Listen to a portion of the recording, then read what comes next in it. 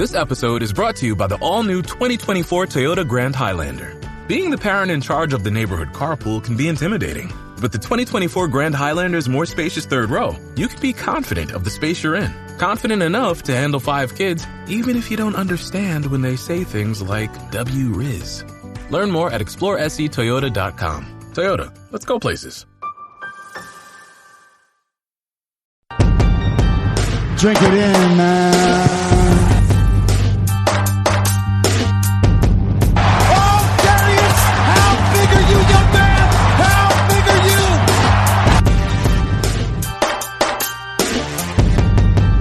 Drink it in, man. Detroit Koolaid, what's going on, everybody? We are back. And we are back with Grifka. We had some technical issues. We had some things going on. Grifka's a busy man. Missed a podcast. The Big Hughes did a run-in from the crowd, just like old school wrestling, and jumped in there and had some fun on the show. But Grifka, you're back, man. It's awesome to have you. How's it going, buddy? Oh, man, week 1's here, man. I'm stoked, hyped for some real football. Awesome. And I know you don't know it, Grifka, but we're just adding on to your catchphrases week by week because we're adding stoked to the list because I don't think anybody in normal society says that, but it's one of your favorite go-tos, and I love it. So yeah, I'm stoked to use it. Try to fit that in whenever you can. But what I want to do is we haven't spoken since the Lions cut down to 53, so I want to get kind of your general thoughts about the roster cuts and then a couple more quick questions here off the top, and then we'll dive right into the Jets game. Sound like a plan? Yeah, sounds good. All right, Grifka, so just give it to me. Lions cut down a bunch of players. What surprised you? What'd you like? Surprising and, what I like – and, seeing stuff in the preseason, reading stuff, I guess the most surprising cut for me was the cornerback shed. I know in years past, it seems like no matter what the Lions signed, no matter what they did in the preseason, they were going to give the guy a chance because they signed him, so they're going to keep him on the roster. But I know Shed was nicked up in the preseason, didn't have a whole lot of tape, wasn't producing like they thought he would. So, I was really surprised that, the GM Quinn would decide, okay, we're going to cut bait and go with what we had. So, like I said, in years past, it seems like they would hold on to guys no matter what. So for them to ultimately cut that guy, that one I found really, really surprising. Another thing I found surprising was the number of defensive linemen that they had. I think they're going with 7. I think they kept 7, which means that they're probably going to run more of a 3-4 than a 4-3. I realized one of those guys that they ended up, keeping to start with was Anthony Zettel, and I know in previous podcasts, even before training camp started, we had spoken about how Zettel was going to be, good for the team. He's got a high motor, plays, really well. So I heard comparisons to, poor man's Jared Allen, and how he turned into a sack master. But for him to go ahead. That was a Grifka classic. You caught me off guard with a great Jared Allen pull. Oh man, he was legendary in Kansas City. You just compare Anthony Zettel to him. Yeah, but so when they kept him, we're all like, oh okay. Even though he had 6.5 sacks last year, and he was really, like I said, high motor, chasing down plays, but we know he struggled with against defending the run and setting the edge. So. To see they ultimately waived him for, the guy from the Giants I can't pronounce his name. Don't want to try it. Awara, I believe is the last name. He's a big old 6'5", 250, kind of an outside backer, defensive end. When he came out in the draft, I liked him. I liked his size, and that he came from a big school. But he was projected to go late. I think I had him in the 5th, 6th round type of guy with some upside. And I don't know if he went undrafted or real late, but. I know that they saw him in person when he was here with the Giants when they practiced, and on paper, just coming off the bus, he looks like a guy that can get after the quarterback. So I was surprised too to see Zettel go, but I don't mind it. I think it's a good upside play. Maybe this guy's got a little more juice and a little bit more versatility than Zettel did. Zettel just seems like an outside pass rusher with some hustle skills. So that's just my little take on Awara, I believe is how you pronounce it. But I'm curious to see him. Yeah, it's from everything I've read and heard, it sounds like he fits the scheme that Matt Patricia's trying to bring to this team more than Anthony Zettel did. I realized Zettel was, signed by Cleveland. Hey, best of luck to you. You seem like a good guy. But if this Awara fits the scheme better, I'm definitely going to take a guy who's going to, be able to, collapse the pocket, maybe set the edge a little better than what Anthony Zettel did. Yeah. Another thing I found kind of surprising was the number of offensive linemen they kept.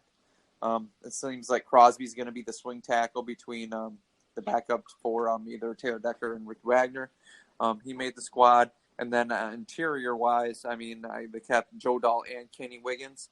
But I believe if Graham Glasgow was to get hurt, they would probably bump Ragnow in at center and use either Dahl or Wiggins at guard. And once again, we have to pay attention to T.J. Lang. I realized last was a week to 10 days he's been practicing, but he didn't take any preseason snaps, in the games, due to his shoulder. So I realized that's something we got to watch for. Maybe that's why they kept both Wiggins and Dahl, just for the little bit of that depth at there. And then with them keeping the wide receivers, I know we had spoken about, the main four we always talk about, but then keeping both Powell and Bradley Marquez. Marquez more of the special teams ace, the gunner on punt team. So I know they did that. So I know we had spoken about that on earlier podcasts. So keeping that type of those wide receivers, I found a little more surprising. But most of the cuts, nothing really surprised me on that. But the few pickups they've had afterwards, I'm glad they kept Eli Harold, and then like you said, the defensive end from the Giants that we picked up. So kind of like the way the roster's at. Just interested to see how they turn out. Yeah, man, sounds good. Good stuff. I pretty much talked about, my side of things on the last show, so I won't go back and reiterate all that, but I think you hit on a lot of the main pieces, and again, nothing really jumped out, which I think is a good thing, and Bobby Quinn and Matt Patricia working hand in hand to try to get this thing headed in the right direction, so I like that. So the only other little things I want to bring up is the Lions did bring on Marquise Flowers, so that was a guy they added from the Patriots, and somebody that can probably help them, and like I say, little tweaks here or there, or I hear a lot of good things about Brandon Powell coming out of GT, which to me, GT every year like pubs up whoever's his backup for some reason, and then they're usually cut by, before you can blink. I remember he did that like 2-3 years in a row where he got all excited about this undrafted wideout. Oh, he's going to be special. And he hasn't been, and I even said that about Galladay, which I'm hoping works. But I'm interested to see Powell because, like, when I watched him, I just felt like he looked like a wide receiver, like a fluid, shifty little guy in the preseason that I think could help us. So I'm excited of him over some of the other guys we've had in that position. But like I say, it's dropping and adding and working on this roster. But the people are here to hear about the Jets, Grifka. So before we get to that, I just want to throw you a curveball. Who does Mike Grifka have playing in the Super Bowl this year?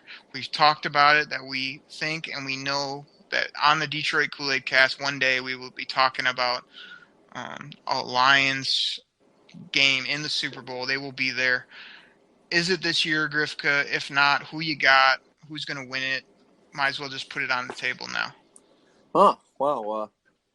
You did throw me a curveball there. I guess I don't see the Lions doing it this year. I mean, don't get me wrong. I would really like that, but I don't see it happening. But out of the AFC, we'll just go with the standard. Say the Patriots make it there again. And the NFC, I like what the Rams are doing. I'm going to go with the Rams. I know it's going back a few years. Obviously Rams Patriots Super Bowl. Was a greatest show on turf against Tom Brady's coming out party, and the Patriots won that one. So I'm going to go with that again. I'm going to say the Patriots win that Super Bowl over the Rams, and Brady retires after that. Rides off into the sunset with the big victory. Wow. Okay. So you got the greatest of all time winning a Super Bowl, and instead of playing 5 more years, like he says, just saying, I'm good. I'm out of here. It's a big Tom Brady house with being a Michigan fan, and just love winners like him who just no matter what seem to make the biggest plays in the biggest games. So I wouldn't mind that. I mean, I don't see it happen. I see, even if him winning, like him just kind of continuing to add to his legacy and whatnot. But, I mean, like you say, they are there every year. I wouldn't be surprised if there's a little setback from the Patriots, just some changeover and them kind of reformulating their team. But Tom Brady's Tom Brady, so I don't mind that prediction. I'll quickly throw out mine. I mean, to me, recently, the last few years, I'm just a big Falcons fan. I kind of love all these little offensive pieces they have. They've been adding defensive players that really, make plays and are just kind of good football players that fit their schemes. So first time ever, Grifka. I'm looking for a lot of talk about it last year when the Vikings made that run and it fell short. But I'm thinking for some reason maybe the Falcons get it done, get to the Super Bowl in their home stadium in the ATL. And then if I got to pick a team on the AFC side, I mean, again, it's another team that is a little off the radar but also has a little bit of buzz. I'm going to put the San Diego Chargers in that game. I mean, to me, Phillip Rivers has always been a real fun gunslinger that I like to watch. They've got a lot of good pieces offensively and a real nasty defense. Lots of playmakers, lots of people all over the ball. So I'd love to see those two teams in it. Fresh matchup, good, young, exciting teams that are good on both sides of the ball rather than just one or the other. And I see the Falcons taking home the Super Bowl in their home stadium. I mean, absolutely city going crazy. So I would love to see Matt Ryan and the crew get one. And that's what I'm throwing out there. So we got the Patriots winning by you, and we got the ATL taking it home in Atlanta by me. So I'm sure those would be, both terribly wrong, but it's fun to throw that out for the people here in the beginning. So, appreciate it, Grifka. Good takes on the roster cuts and fun to talk about crazy predictions as we're just kicking off the season. But let's roll right in, Grifka. It is time to talk about the Jets game. Are you ready? Yeah, let's do this. It is game week. The Detroit Lions are kicking off their season at Ford Field, Monday Night Football. We're going to be in the house. We're going to be tailgating all day. It's going to be incredible. Let's break down this football game. Sam Darnold, that 21-year-old, high-drafted Southern California punk at quarterback. I've already given my thoughts on the previous podcast. You talked to me about how this game's going to shake down, but start with that rookie quarterback debuting. What's going to happen with him? I'm really hoping that the Detroit defense really comes out on fire and puts a lot of pressure on this guy. First game on the road. It's a big setting for him. I know he played at Southern Cal and played in from the Coliseum, for one of the historic college football programs in USC. But the game is a little faster. Windows close a little tighter on you. Everybody's a little quicker. You can outrun those defensive ends in college, where in the pros, those guys are usually tracking down from behind. So it's going to be a raucous crowd. On Monday night, I'm hoping that the Lions, they really stuff the box, try to stop the run in hopes of making Darnold beat him with his arm, where then the cornerbacks just really press those wide receivers. I think the Lions they'll be able to stop the run. I don't think the Jets' offensive line's all that good. They got Crowell and was it Bilal Powell in the back, in the backfield, and Powell's more of a third down back. But I think they can stop those guys. Stop the run. Wide receivers, I know they have your boy, Mr. 1,000 yards, 10 touchdowns, Terrell Pryor, the guy you were all about. And, I think Quincy and Nunn was the other one. And, I think Robbie Anderson had a decent year for him last year. But still, those guys really don't put the fear of God in me. I think the defense can really shut down that offense. And, the Jets tight ends, they're nothing really to write home about either. So I can see them, holding the Jets, offense in check. But we have seen in past years where the Lions have, put rookie quarterbacks or young quarterbacks and made them look like they're going to Canton. So, like I said, with the struggles Lions defense had in the preseason, I'm just hoping that Patricia was playing a bunch of, vanilla defense close to the vest, and he's going to bring out some special stuff for Monday night. Now, when they have the ball, the Detroit has the ball. Jets defense, I know they seem to always sink a lot of assets into that defense, and right now probably the biggest name on that defense is Leonard Williams coming off the edge. He's the guy's good. That's all there's to it. He's really good. He would be the guy in that defense I would fear. Wagner and Decker are going to have their hands full, but that's why you pay those guys the big bucks. The linebackers, probably the best one's probably Darren Lee. That guy's young, he's quick, he's fast, he's a good hitter.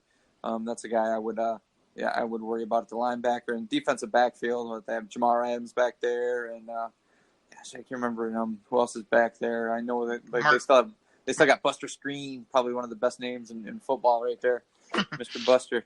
Marcus May, man, on the back end with Jamal Adams, and then like you say, Buster Screen, one of the best set of dreadlocks in football, no doubt about it. Yeah. So, I mean, it's still one of those things. I know the Jets, like I said, they sink a lot of assets into that defense, but I believe what the Lions have on offense, Marvin Jones, Golden Tate, hopefully Kenny G can do something. I know they're going to try to establish the run, but I hope they just don't get, happy in that. It's like, okay, we need to pound the rock, and that's all they continue to do. And, just to show that they can do it. So, like, just give what the defense takes you. If they're jamming the box full of people, don't try to just, pound the rock, just to prove a point. I mean, obviously Stafford has passed them to victories before. If that's what they're giving you, have them do it again. I don't care. I'm really hoping now they just come out and just lay the lumber from the beginning. They just don't let this team hang around, because we've seen it before with the Lions. They let lesser teams hang around and they get snake bit right at the end. It's one of those things where just, you're the better team. Don't just say we can put our helmets on, we're going to win this. Obviously, the Jets are going to try to play hard and win the game as well. But go out there and just lay the lumber. Have this game done by midway through the third. Just go out there, just, impose your will. Let them know it's like we're the better team. You guys don't stand a chance tonight. I'm looking hopefully something like a score of like 31-10. I know in the pros, winning by that much is a lot, especially in the first week when everybody's like trying to get their feet wet, making sure they have everything together. I'm saying 31-10, maybe 24-10. But, 31-10. Big Lions victory. This game's over by midway through the third, and they're just Lions defense just having their way. All right. Well, sounds good. So Grifka, I know you love to bestow your immense football knowledge on the people, and you definitely broke down that football game position by position. But let me do you a favor here and answer that same question in concise, short form for the people. So if I got you right, basically what you said is that Sam Darnold, along with the Jets offense, pretty much on Monday night is going to be simply this. And then what you went on to say, or you were intimating, is that the Lions offense will be doing a lot of this. Touchdown, Detroit Lions! So that's what I see happening. I see offense for the Jets and this rookie punk quarterback struggling, and then I see the Lions putting up lots of touchdowns, lots of points in the paint, and like you said, coming away with a victory. So are we on the same page there? Definitely. All right, perfect.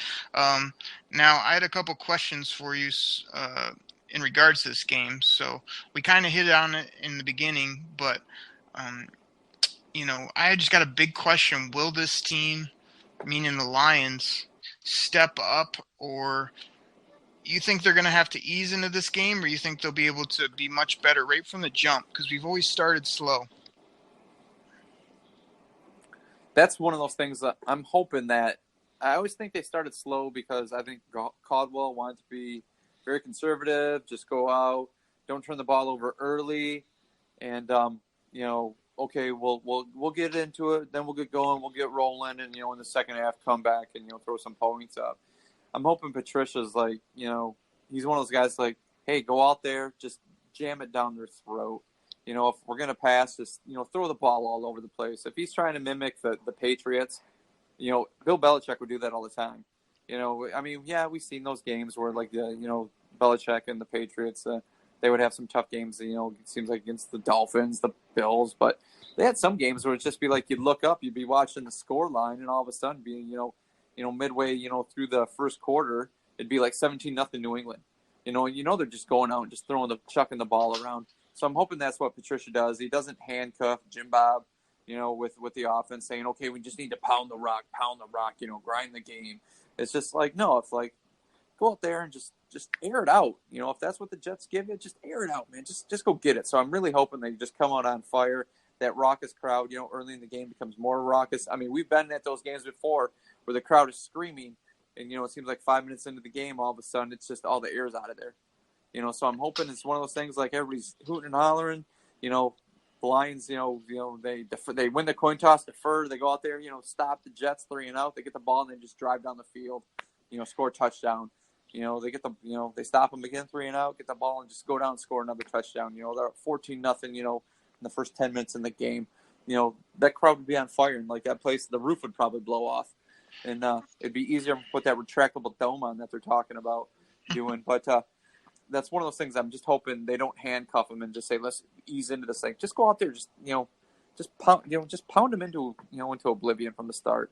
Yeah. All right. Well, here's the thing. I got a couple comebacks on what you just said. First of all, when you talk about the crowd being hype and being ready to go or letting the air out, like, I hate to pull the curtain back for the people, but Grifka, sometimes that's you. Because when we get so hype at our tailgate or we get in there and we're like, oh man, I can't wait for this game to kick off. The first flag, the first bad play by the Lions, you're ready to just say how bad this team is or how you hate so-and-so on our own team. And who's got to talk you off the ledge? Me, sitting right next to you saying, Grifka, there's 12 minutes to go in the first quarter. Calm down.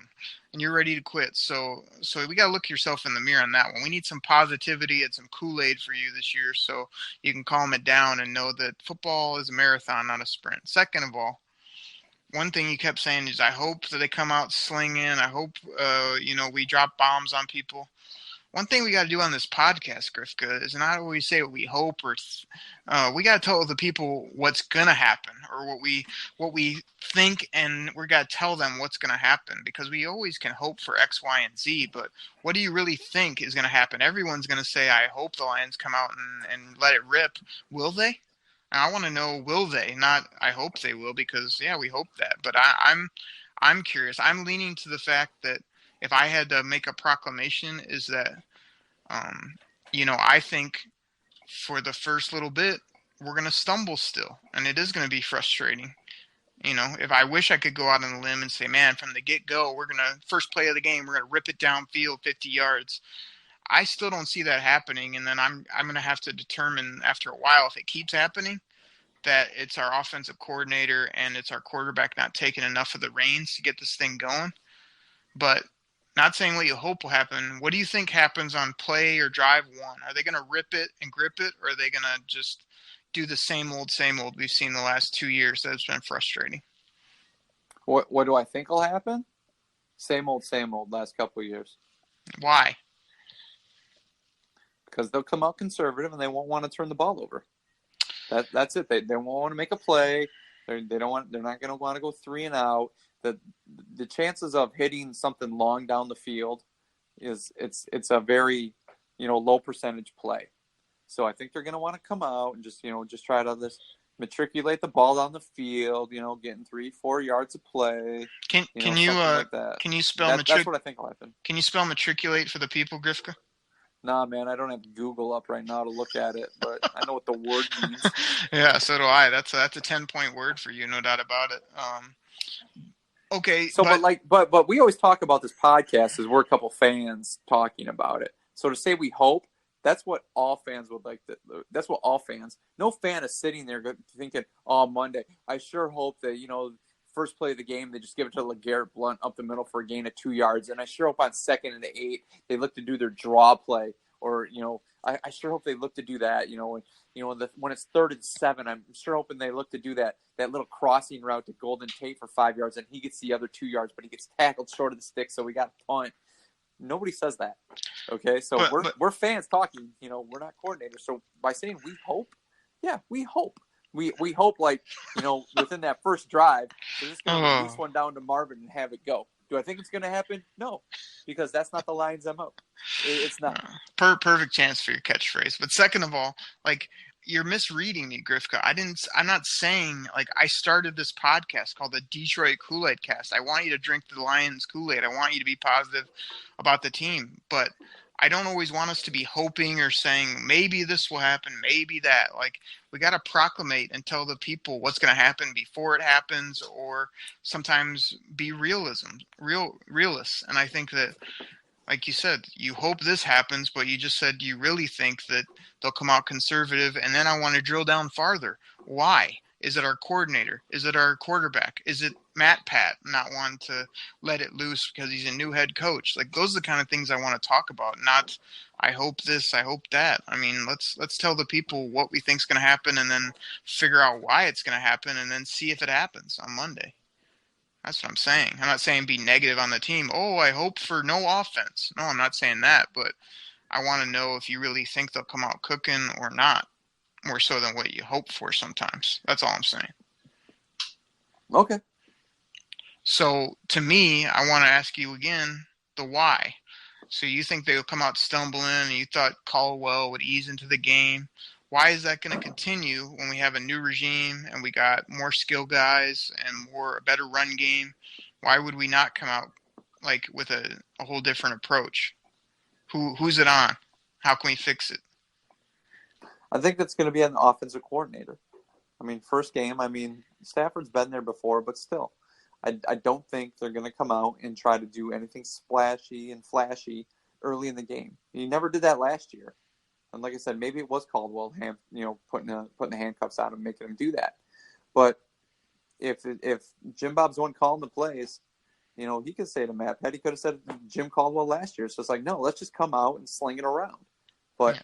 I don't think they'll do that. I think they're going to want to try to, what they did to the offensive line, what they drafted, they're going to try to, establish that run early. So, yeah, that comes down to the offense coordinator with Matt Patricia's blessing. So that's where that comes from. Okay. Well, like I say, we'll see. I want to revisit this topic after the game because, like I say, we really need to get our hands around, if this offense comes and sputters, what do they sputter and what needs to be changed? What are we going to fix? What could be better? If they come out with a whole new facelift where it's like, me and you look at each other at the game and go, wow, this is the offense we wanted 4 years ago. We're chucking it. We're running a trick play here or there. We're pounding people inside the 10, scoring touchdowns. Like, to me, we'll talk about that too, about, wow, either it was Caldwell or Jim Bob really changed it up, or Stafford in his 10th year is cutting it loose better. You know what I mean? Like, I'm interested in all that kind of stuff on Monday. So I think that'll really be interesting. You kind of hit on it before, but talk a little bit more. So it was a terrible preseason. Nobody can say otherwise. But you think they can snap out of it? You said a little bit that you think that, they will have some early struggles, but then you also said it's a pretty easy win here on Monday. Talk to me about that terrible preseason now that we're playing real football against the Jets. Like, what's going to either be different, or where will those struggles be, you think, off of that bad preseason? I still think they're going to struggle getting to the quarterback. It just seems like they don't have enough. I mean, their big signing was Kennard. Maybe he's a system guy.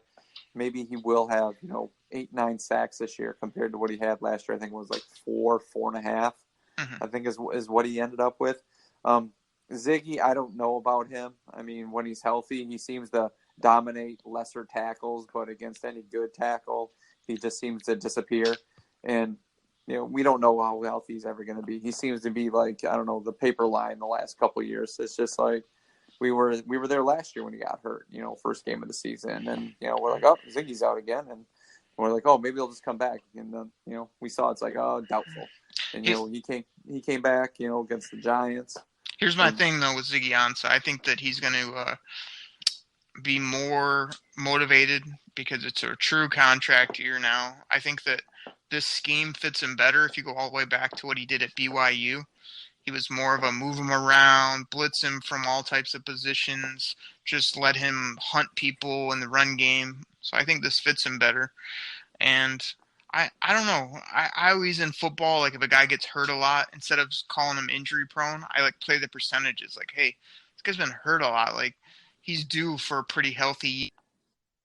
So I think he'll be good. And I try to get him on the upswing rather than wait till he's had 4 good years and then try to go pluck the player, draft the guy. So I see a big year coming for this guy. Now, with that being said, I think I said it on the previous show, I see a big year coming for him, and I see him pricing himself out of Detroit, not wanting to be here, or us not wanting him because he just isn't a core piece that they're willing to give the huge money to at the age that he's at. So that's my quick take on Ziggy. But I agree with you. I think overall the pass rush will be a problem. I want to chime in real quick on Marquise Flowers. They brought him in, and I saw an interview with him recently, and this guy looks like an athlete to me. Like, just the way he talked, the way his attitude was really Patriots and like, hey, I'm taking it one day at a time. Like, I want to get to know my teammates. I want to prove it to everybody what I do, not talk about it.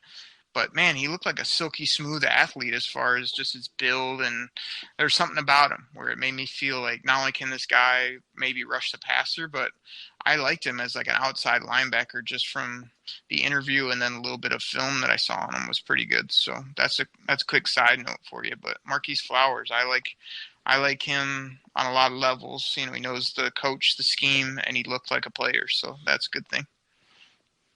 Yeah, it was. I mean, that was happy with that signing. So it's one of those things. Maybe you can push Christian Jones a little bit. You know, Christian Jones, schedule struggled some in the preseason. So maybe that's what Flowers is here for.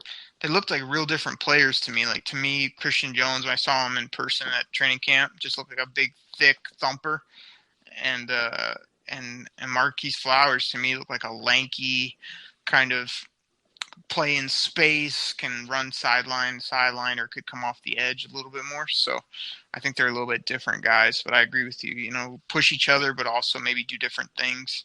That's what I think the Lions are all about, Grifka, is like they want to be so multiple at so many different levels, and they want to have all these different running backs, one that can grind, one that can catch, one that can do everything, one that can, run between the tackles. Like, I don't know. I'm curious if that works out, because to me it feels like they're trying to build the Detroit Pistons of '04, where they just have a lot of great role player guys and a good team, but they don't have many blue chip guys or many guys that are just all pros. And I don't know. I think that could work out in the NFL. I mean, I think it's such a team game that if you do get the right pieces, and if everybody kind of stays pretty healthy and you fill in the gaps like they've been trying to do, if it all comes together, man, like you could get lightning in a bottle, I think. Yeah, I mean, definitely. It could be the sum of all the parts are better than just, one person, having a superstar here, superstar there. So, yeah, I can understand that. Yeah. Well, sounds good. So, you wrapped it up. You gave us your Jets review. You gave us your prediction, talking W. Me, you, and the Big Hughes are all talking W for this game for the Lions. So, we got a few questions here, Grifka. Are you ready for a few questions that have been submitted? Yeah, I'm interested in these. All right. Yeah, let's hit these, and then we got a lot of info coming up here at the end, people, about where we'll be for this game, our tailgate. If you want to swing by, if you want to share the podcast, we'll get some info on that. So let's head to our questions. Grifka, are you ready? Yeah. First question comes from Rod in Dallas. Rod wants to know, Grifka, he actually put this to you. Grifka, how is your will? Is it outstanding, and is your shovel sharp? Of course it is, especially with this team. Oh, gosh, my will is outstanding. My shovel, I'm going to use it just to keep on digging, man. It's just no matter what happens. Digging. Got to keep digging, find that light at the end of the tunnel. It seems like in recent years, the light at the end of the tunnel for the Lions has always been a train as opposed to, the sky. But, hey, that shovel's going to be strong. I'm going to make sure I got my pick with me as well. And my resolve is just outstanding to, make sure, huge, big fan of this team. So, yeah, my resolve is strong, outstanding, and my pick and shovel are strong. And, I'm going to be using that shovel and pick so much it's going to make me walk with a limp. See, I don't even know Rod from Dallas, but if I had to guess, he seems like a really old school type of guy. And I bet you didn't hit on it in your Jets review, but to me, he just seems like a guy that no matter what's happening, all he's talking to you about getting your pads low and your pad level. I mean, I feels like that type of guy, and a guy that would just have an outstanding will, no doubt about it. So definitely, I appreciate the question, Rod. Great question, and hopefully the Lions will have a sharp shovel, an outstanding will all season long. Question 2, Grifka, comes from Reggie, and Reggie's out in Southern Cal. Reggie wants to know, what game will be the 100-yard game this year for the Lions? Who will it be, and is there an opponent you see them finally breaking that barrier and getting that 100-yard game from running back? Let's see. I don't think it's going to happen against the Jets. And then they play at San Fran. No. Home versus New England. No. Let's see. Who's week 4? That game is. And what they got? Green Bay in there. I think Green Bay's the 5th game? Yeah, I don't have it right in front of me. Dallas is sounds week 4. Right. Yeah, yep. Dallas is week 4, 5. I think Miami's 6. So I think in the Miami game, and I think it's going to probably be Kerryon. I think he'll be able to.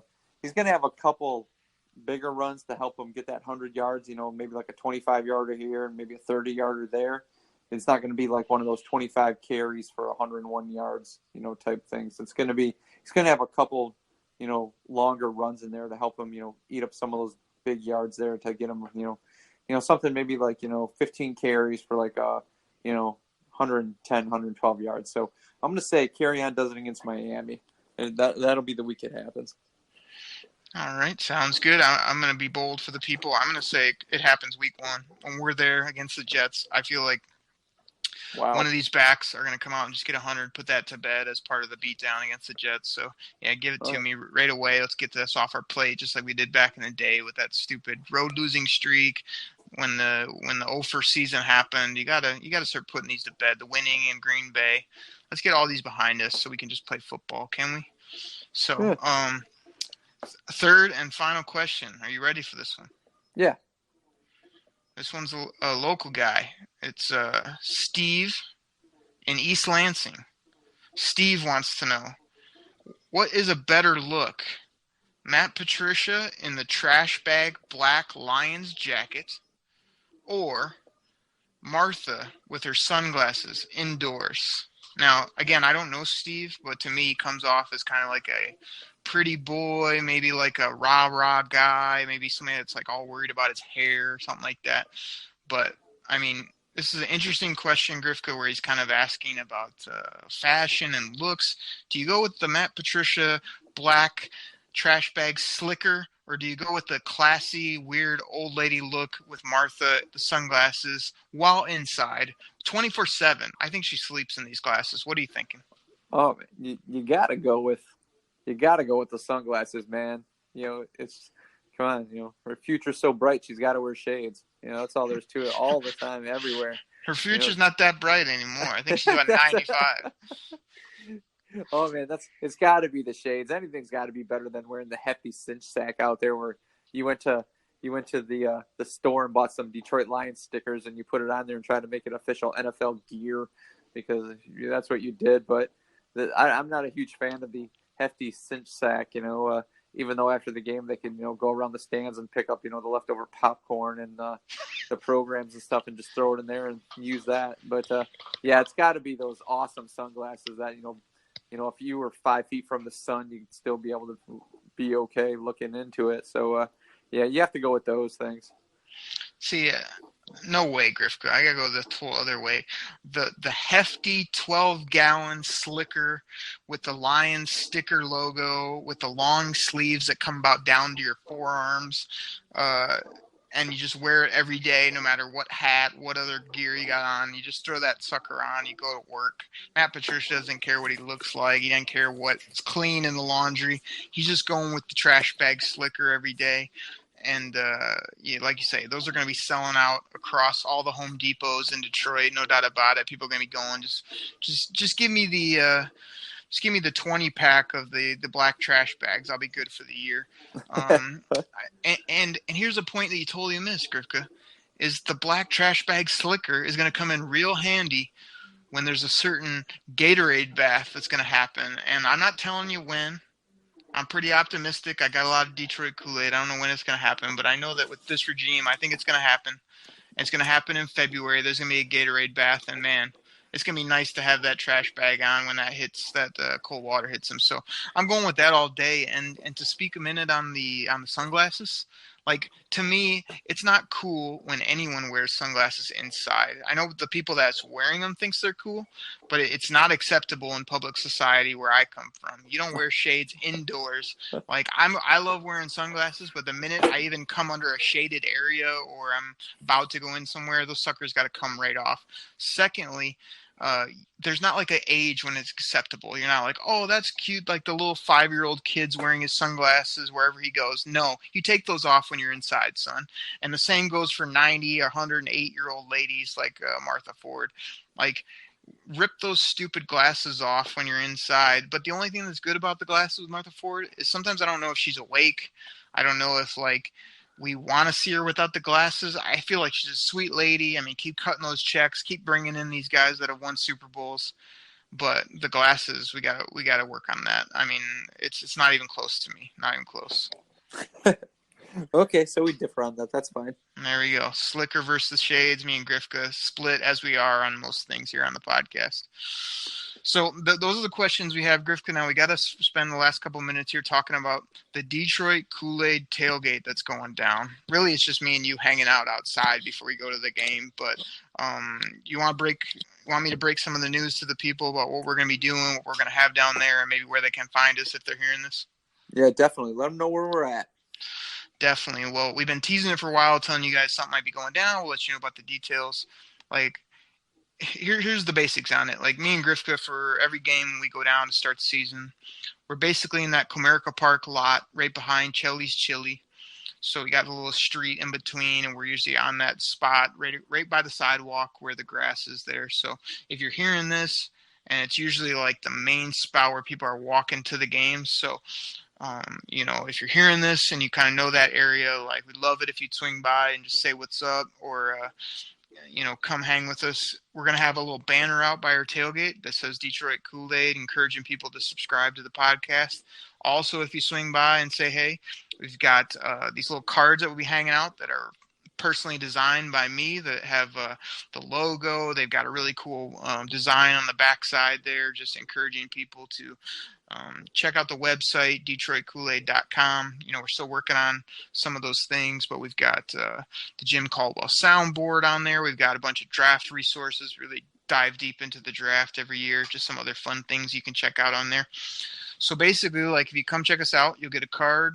We're also going to have Kool-Aid packets, so we'll be hanging out custom Kool-Aid packets with we got these Detroit Kool-Aid stickers that we'll put on a Kool-Aid packet for you. You can take that with you into the stadium or share it with a friend and tell them to check out the show.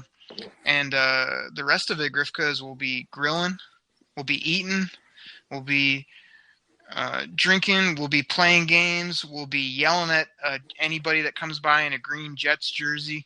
I mean, Grifka, you're the historian of the show. Like, who are going to be the ridiculous fools that are going to come by in Jets jerseys? And give me a few players that wore that terrible jersey back in the day.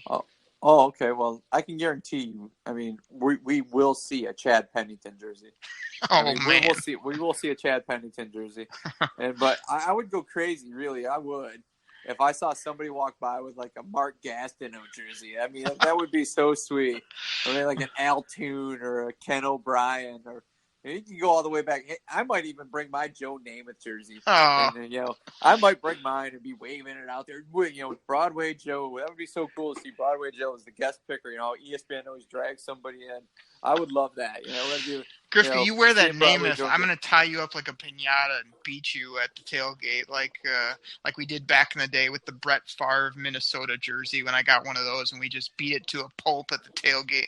Like, you're not wearing Jets anything, and anybody that comes by, I mean, the Big Hughes said that you would probably be goofy enough to say names like Wayne Corbett and some of these other bums that were on that team. I mean, they don't have enough good players for me to really make fun of them, but I can't wait to see some of these knuckleheads come by and their Revis Island represent, and I'm just going to be like, yeah, no, that island got shut down a long time ago. Like, it's a deserted island, son, just like your victories will be this year. So I'm gonna be yakking, and like, I'm even trying to find a megaphone so I can yell at people at the tailgate. So I'm take some pride in that every year. Yeah, the people that wear the Revis jersey because he did so much for the Jets. Right. That'll crack me up. Right. He was incredible there, but yeah, he fell off the map towards the end of his career.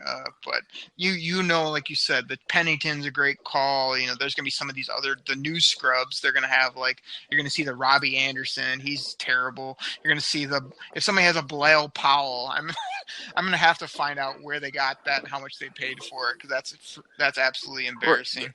You remember the year we went to the Chiefs home opener? That was the year that Rory took out, Jamal Charles or whatever. That was the greatest tackle ever. But remember, we're at the tailgate, and it seemed like every Chiefs jersey we saw was was it suck up their kicker? Right. You know, it's Yeah. just like everybody's wearing like a suck. We're like, is this like his family here or something? I mean, that's like, was this the only? I mean, nobody had like any good jersey. I mean, nobody had like a Derek Thomas jersey or anything like that. No. Nobody even, like nothing. Neil Smith and anybody, Christian Okoye. No, everybody had a Ryan Suckup jersey. We're like, I mean, this has to be his family. Is all we could figure. Yeah, I mean, come on. it's crazy. I mean, me and Hughes talked about it, which is kind of funny. Like the crazy Lions fans you see with the powder blue Kevin Jones or the Mike McMahon jersey. But so Grifka, it sounded like you listen to the podcast. Give me one quick bit on your goofy Lions fan that you see at these games that you just can't stand or just don't know why they do what they do. Well, I know you guys mentioned the guy with the skeleton, and I really like that one. And the guy who dresses up like obviously the head coach is going to turn around and point to this guy in the stands, because he's in full gear with the helmet and everything. Said, "You right there, we need a linebacker. Get down here." Like that guy. It's just like, really, dude. But my favorite, this is the one-off. This is the one-off. I love the Pilgrim on Thanksgiving. I really do. It's like, CBS, Fox, it doesn't matter which station. They always find a fat guy and his wife. He's dressed up like the Pilgrim. I mean, it is. This guy, it's like, even from the days at the Silverdome, the dude with the freaking 70s porn stash, looks like he takes up a couple seats. His wife's sitting there. She has the Pilgrim uniform on too. But they always have the blow-up turkey. It's like, I don't know where they find this blow-up turkey. But it's like that is the fan. It's just like, you need to stop showing that guy. Go back to the dude with the fake Halloween skeleton with like the T-shirt jersey. It's not even a real football jersey that they put on this guy. It's like they go to Walmart and get an 8-pack of Hanes, Right.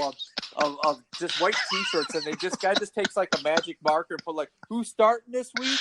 Okay, Sam Darnold. So we'll go get a green marker on a white jersey and put Darnold. It's just like. It's like it's not even. It's like, dude, at least invest in a fake T-shirt or something, a fake jersey. But no, it's always like that T-shirt. But my favorite's like, I know you guys mentioned the guy with the ring hat, like a couple other ones. But no, my favorite is the Pilgrim guy. Always, hands down, it's the Pilgrim. It's a great pull, man. And like as you're talking about it, like to me, it makes no sense. Like just because you're at a Thanksgiving Day game, it has nothing to do with football. Oh wait, hold on. Let me cut in. By the way, Thanksgiving guy, if you're listening to this podcast, I love you. I'm glad they show you. Okay. Way to cover you. I was gonna say when you're talking about skeleton guy, hey skeleton guy, if you're listening to this, like we don't need to fight, like we don't mind you, but we do want an upgrade. Like, could you imagine, Grifka, if we're sitting up in our seats and like skeleton guy has a Chad Pennington jersey on the skeleton this year? Like, how much better would we feel that he at least went halfway? At least he met us halfway and got something other than the Hanes tee with the green markers. So we're trying to infect change. We're trying not to see people in the powder blue jerseys. We're trying to like make sure that you don't embarrass yourself or embarrass us as Lions fans. But I want to talk about those powder blue jerseys. Those powder blue jerseys are like by Russell Athletic or something like that. It's not even by like anybody. It's like, who made that jersey? Like, what gas station did you pick that up?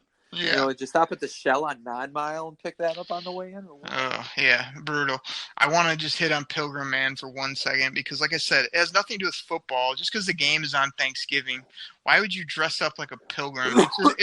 It's just absolutely stupid. Like, to me, I'm trying to think of like a comparison. Like, I just don't see people going to like NBA games. On Christmas dressed as Santa. Yeah, it's so weird. And like what you didn't hit on, which is the ultimate classic. And to me, this is actually cooler than the Pilgrim. But if you want to be stupid on Thanksgiving, be the guy they show every time too that is sitting there and he has his Lions jersey and his beer or whatever, but he's got that stupid turkey hat. The chef hat with the 2 drumsticks sticking out the top on both sides. To me, that's so much better and at the same time still terrible. But man, it just blows the Pilgrim out of the water. I have a question. I don't get it. How come on Thanksgiving you never see anybody dressed up like a Native American? I don't know. I mean, like you say, if they're with the crowd that's going with this random like dressing up like the day of the week or the holiday, then yeah, there should be all types of things represented. But yeah, exactly. The pilgrim and the wife is just ridiculous. So anyway, like you say, just funny stuff that we wanted to hit on. But like I say, back to we'll finish out this podcast. Back to just we love to see people come by. We love that you've been supporting the show. Our numbers been growing every month. Just been fun. We've been trying new things. We've been trying to tinker with things here or there, but what we really love doing is just turn on the mics, talking football. Like I said, the big part of the tailgate is me and Grifka. We just show up in the morning. We'll probably be there, early morning, cooking eggs and bacon, hanging out outside all day, and then yelling at people, having fun, and then hoping people come by and say what's up, and then we just can't wait to get in and watch this game. I mean, it's going to be one of the bigger openers we've ever had on Monday Night Football. This is our first game with the new coach. We've got our quarterback's been under center. We got skill guys. We got a unique defense we're anxious to see. So we're going to be out there all day hanging, but, man, we can't wait to get in the stadium and get to work and totally enjoy this game and whoop it up inside. So we're just encouraging everybody to come by. Like I say, we're even you never know what you might get if you come by that might have Detroit Koolaid on it. So come check us out. We'll probably be serving the blue Kool-Aid out there too, just having fun with it. So super fun. Grifka, I know you can't wait. You got anything say big time to the people before we close this one down? No, man. Week 1's here, man. Drink it in. Cornbread. Yes, sir. And so everybody, we encourage you, hit subscribe on iTunes, rate the podcast, share it with a friend. We're really going to get this thing ramped up now that we have real football to talk about. Keep supporting us. We're going to keep doing this thing. We're having a blast with it, and we know it's just going to keep getting bigger and bigger and better and better. So as Grifka said, drink it in. The season's here. It's game week. This is Detroit Koolaid, everybody, and we'll be back to you soon. We're out.